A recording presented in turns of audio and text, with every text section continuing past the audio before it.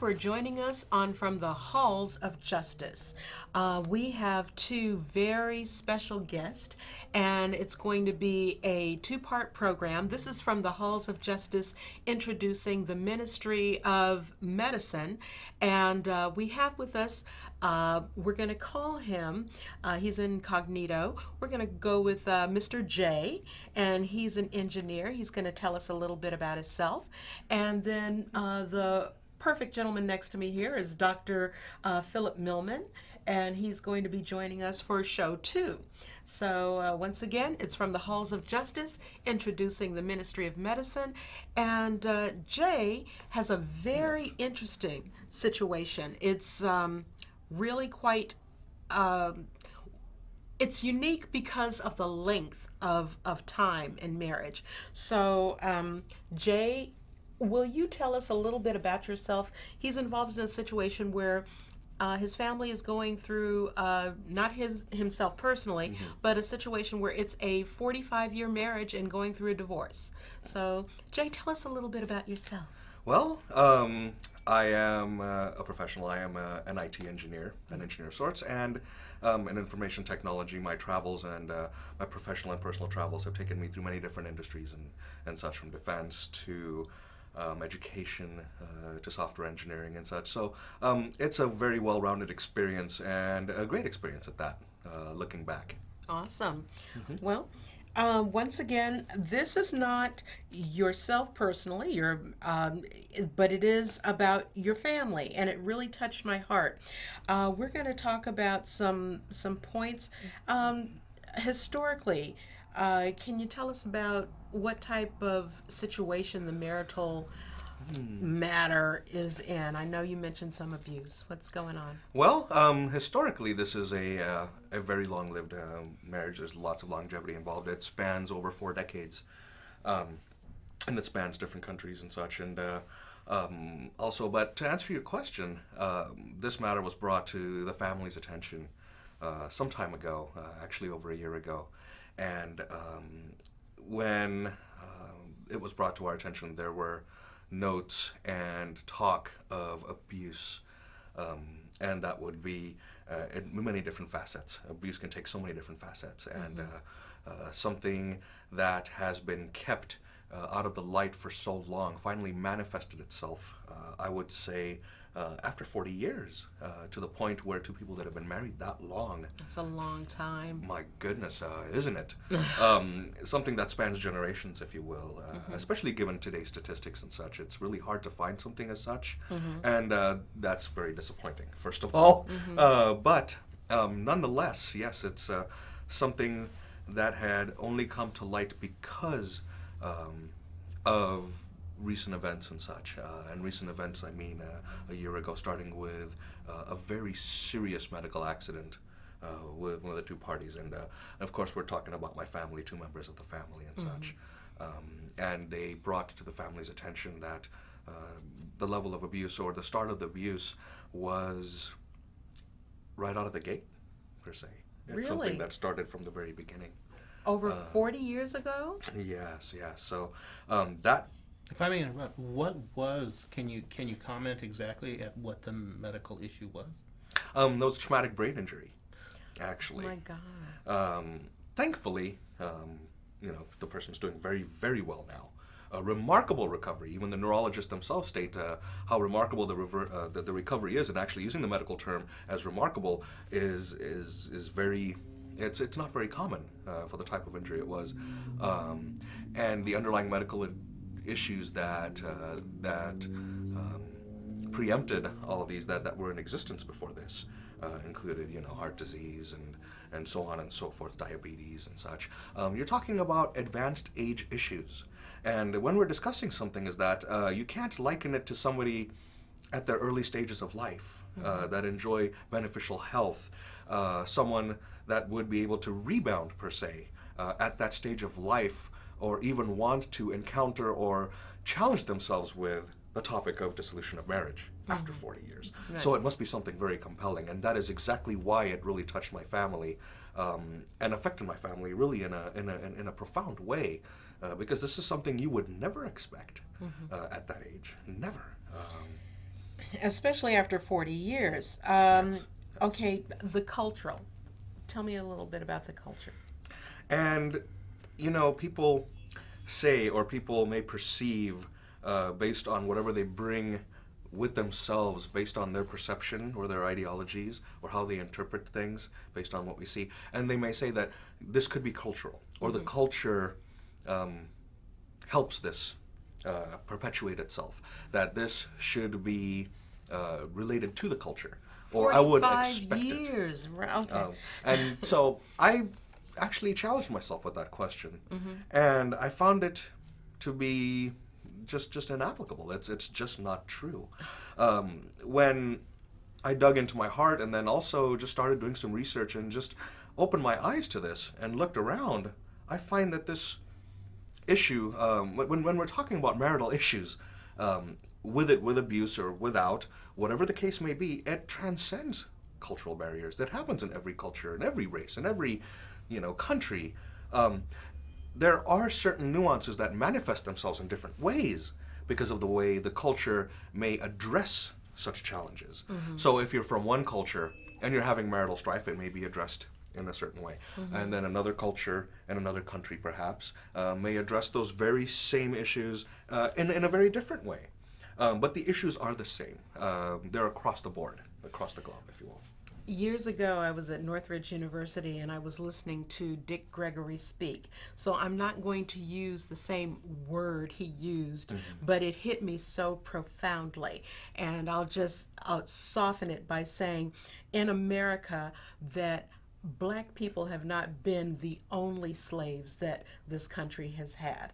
However, Black people have been some of the best slaves this country has had because we were in it for like 300 years. So when you talk about culture, I can identify with that.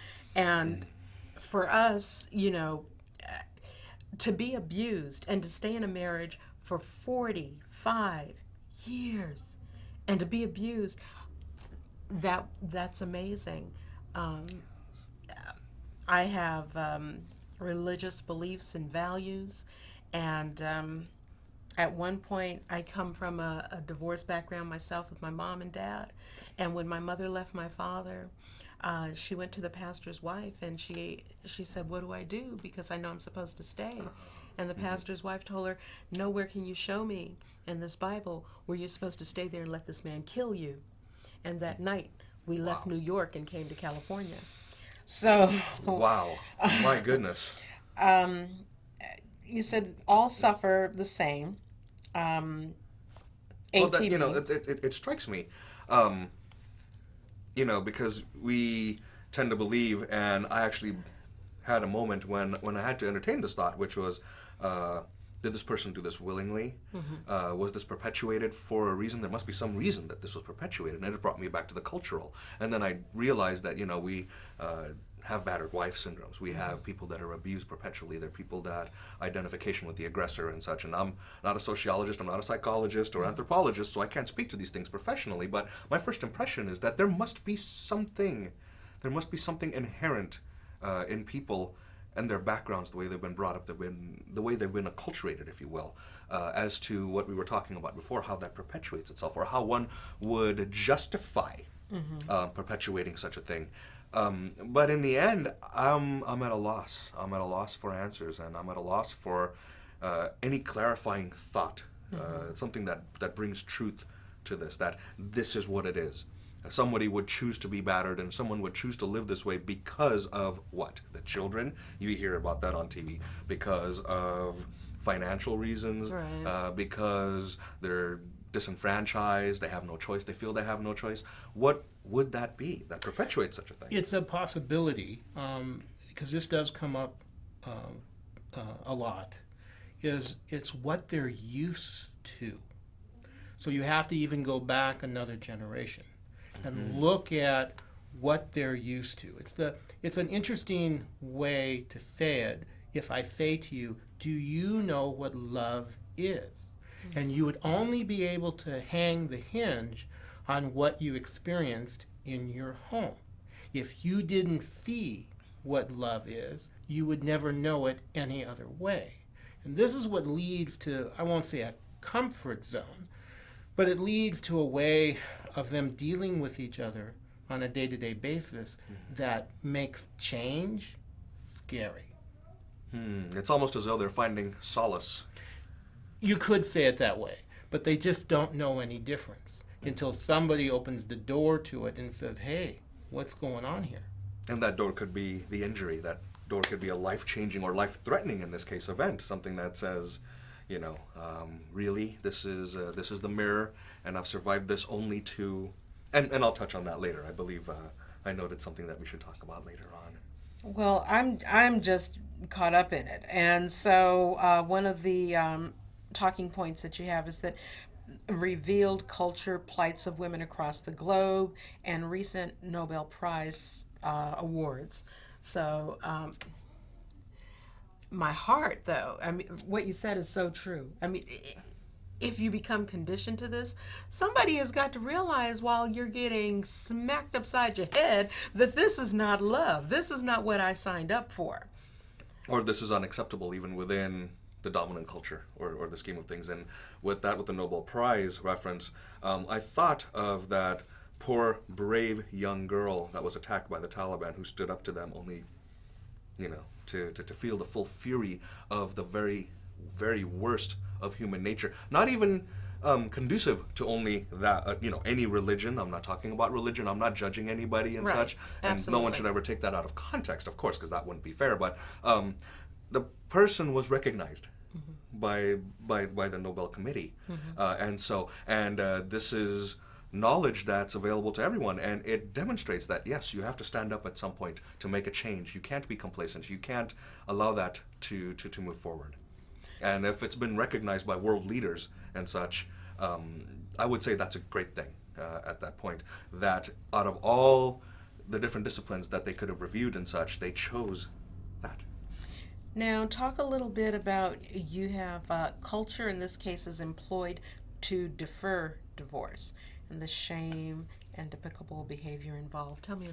Ah, yes, and that's a great thing to bring up. And once again, it may not be that is employed the way I believe it may have been, but it would be very apparent if you were a third party and you realize that two members of a family that have been married for decades, one is petitioned for divorce and the other seems to, and I have to use the word denial, or whatever the case may be, but when they defer it and they say this should not be a matter that is taken outside of the family, this should be managed internally in the family.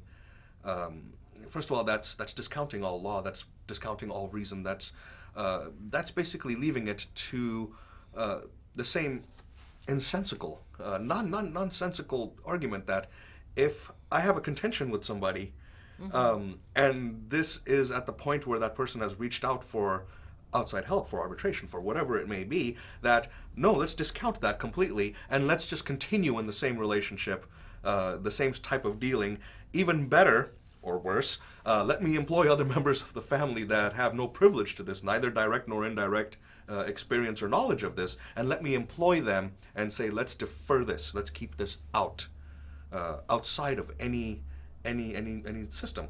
I can understand that people have their apprehensions for using the family law system and such.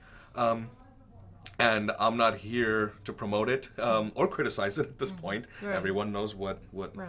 everything around that, especially on your show. But when you engage in that type of behavior and say, for over a year, whenever the topic comes up, well, no, I think we should talk about this. Well, what about the impact to the person? The person is advanced age. For example, the person has assisted care living expenses that are several $1,000s a month and such. And it's not as though this person is in their 20s and they're having marital strife and they're crashing on the proverbial couch at this point. You're talking about a person with advanced age issues that actually has to live in assisted living. And when the deferment of this goes to the family, also the financial impact comes to the family and the emotional impact as well. I have failed to find any reason with any of this, any good reason for this. Wow. Um, I just, so but when it's brought to the family, it must be, I'm thinking, very difficult because you have the person who's being abused, whom you love, and then you have the abuser, whom you love. Yes, of course, and that must and that will not change. Um, as a parent would love a child, regardless of any issues with siblings, even sibling rivalry and such. Whatever the case is, the love is constant, the faith is constant in the family. Um, we must mature at that point, and that's an opportunity towards maturity of understanding that I shouldn't fall into the trap of making this an emotional issue that I carry myself. We have to help everyone through this. We have to help the family through this. When I reach out to other family and they empathize and they sympathize and they say, this is a very difficult thing that you're going through. I'm sorry we can't help you. That's not a negative thing.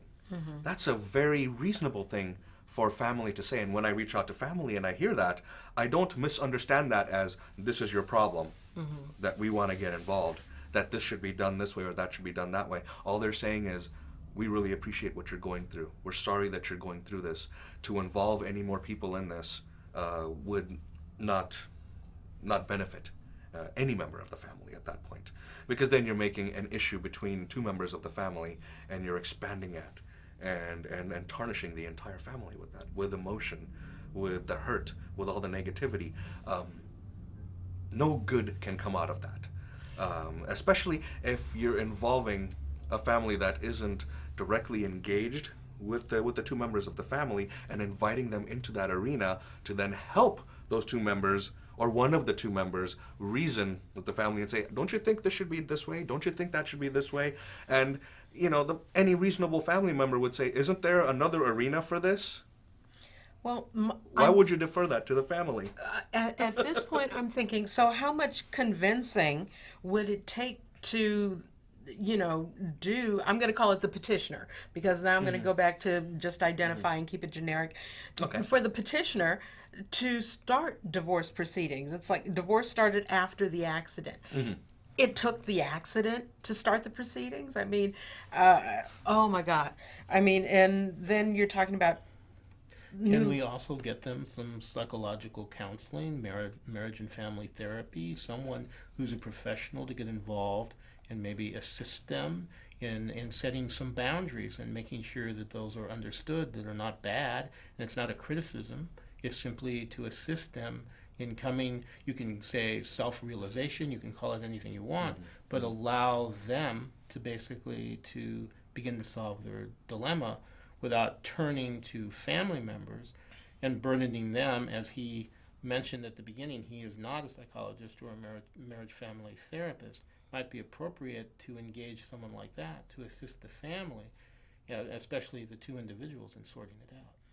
Yes, I see that there's some points with that, but to take it to the next step, when you said that this was spawned after the accident, mm-hmm. well, I was taking care of one of the family members as their primary caregiver, had to take charge, had to take full accountability, all cost, emotional, personal burden, and such. And then when you're going through a person's things, when they're in a virtual coma, oh my God. You have to look through their correspondence, their mm-hmm. texts, mm-hmm. their voice messages. And when you find verbal, written, you reach out to a counselor or a social worker. Mm-hmm. And I said, look at what I've found. Mm-hmm. These are very harsh things for a person to say to someone else. Expletive this, expletive that, mm-hmm. things that you wouldn't even see on primetime TV. They would probably even censor that. Right. Things of that nature, when you discover that, especially in the minutia of having an accident and having to deal with that, the only person you can turn to then is the person that's appointed to help you, a social worker. And when they come back to you and bring historical evidence of this and saying, oh no, by the way, medically, there have been official reports of this, that, the other, and so on and so forth. And when the petitioner was asked by the physician or the social workers in the past, the person deferred and said, I don't want any trouble. Oh my God. It puts you in a position not to be able to appreciate the opportunity of reaching out to a counselor at that point, especially with advanced life issues. When someone's coming out of a coma Right. And you say, and the person comes out and the first thing they say is, I've only survived all this to go back. No. Excuse me, hell no. That's right. That's right. No, it's not going to happen. Yeah. At this point, at this advanced life stage, we want to make sure and this is talking to the petitioner, I first of all have a right to my health, safety, and well-being. Yes. And also the other. We both have to be respected. Never, and the petitioner has reached out to family and said, always, always respect the other person. Do not ever let this tarnish your relationship with the other person. After both of us are gone, you will still have to appreciate the foundation we gave you in love and understanding and so on and so forth. Don't let our mistakes ruin the family. Don't let our mistakes ruin anything that has to do with life moving forward. They were mistakes. And when they apologize and they say, I'm sorry, but we could have provided you a better foundation, a better understanding. Oh my God. And you will never enjoy that percentage of that energy because it was never allowed to exist. Ergo, you were never, privileged to knowing how to do that moving forward. That's very selfless. That's very profound, especially when the person empathizes with the other and they say, don't make this about a fight. Don't bring this into the family. Let this settle. Let us both live our lives in peace now. That's all we want at this point. And, the petitioner is saying that after coming out of a coma, and then you're reaching out to the other party, and the other party is saying, well, let's bring this to the family. This is a family matter. Lawyers are XXX, and, as of this weekend, actually, a text came through, and it said, the client is stupid. No.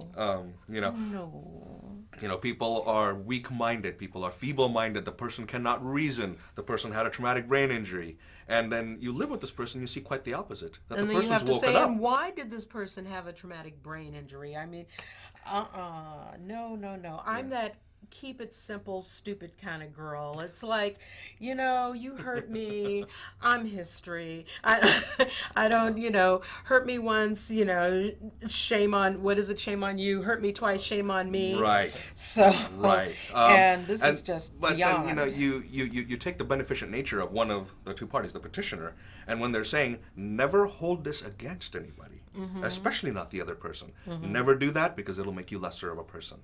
You're taking this negative energy, and all it will do is find a new fertile ground to grow. Never let that happen. Just let it be in peace, and however it works out, and trust in God is a big thing the petitioner says. For any and everything, leave it to God, and it'll get taken care of.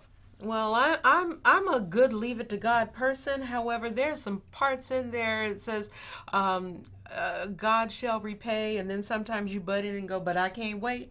So, oh my goodness. Or God helps those who help themselves, amen. And attorneys can assist in that process. Okay. Sometimes, especially when you're dealing with something like this. Yes. There are times, and I understand the judicial system is such with family law, and I've read about divorce rates being in the 50th percentile plus, and I don't think the present system was engineered to deal with this traditional type of an issue. People who file and petition for divorce are not in for decades doing this. It's I did it for 3 years and 4 years, and that inundates the system, and people have a fair perception about that I want to avoid this. So I thought about that as well. Why would one of the two members involved in this want to avoid this? And I thought about that, and I thought, well, it's a convoluted process. It doesn't make any sense. And then I thought, no, any reasonable person that would be presiding over this, that would review this, would say, wow, this is the one that the system was designed to help. This is the real deal thing after 40 years. This isn't trivial that we married when we were in the 20s and our personalities changed, or the money ran out, or, whatever it may be, a physiological change.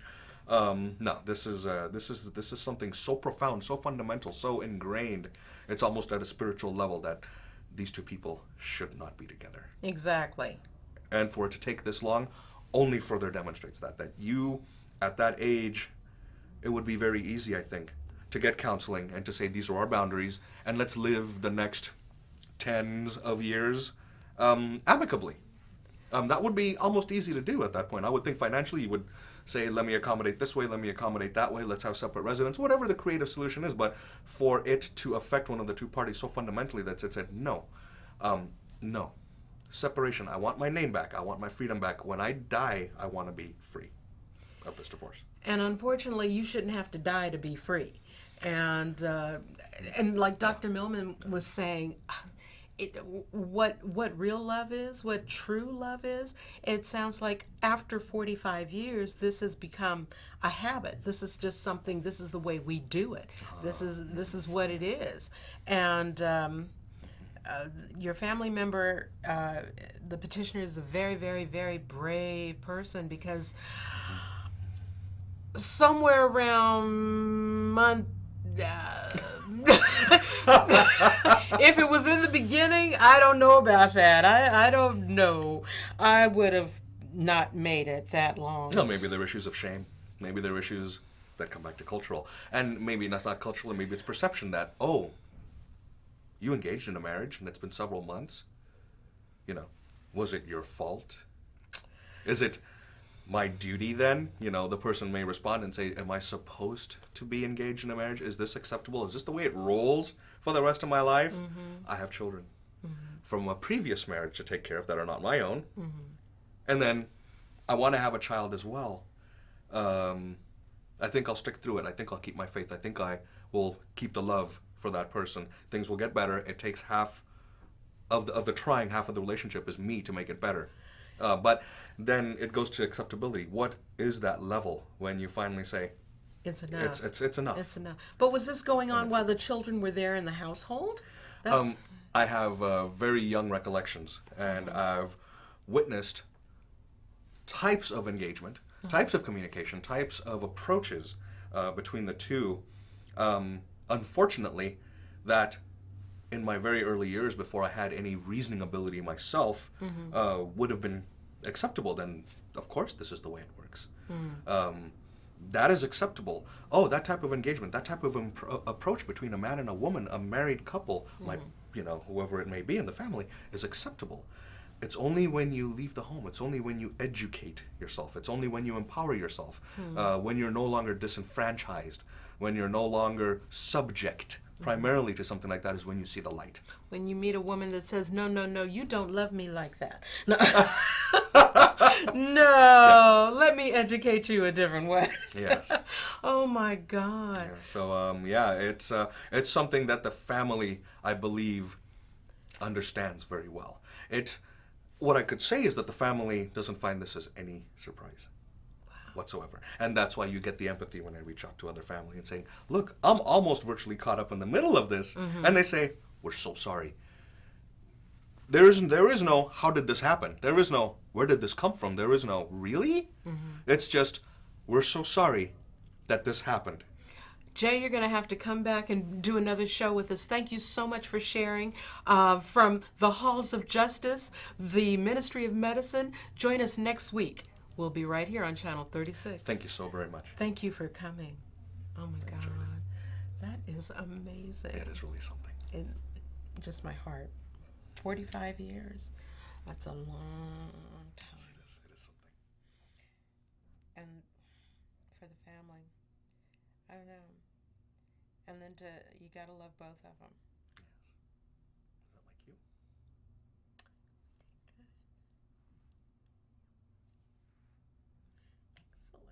Excellent. How do you feel? Good. I don't even know if we touched on all the points. I know we didn't.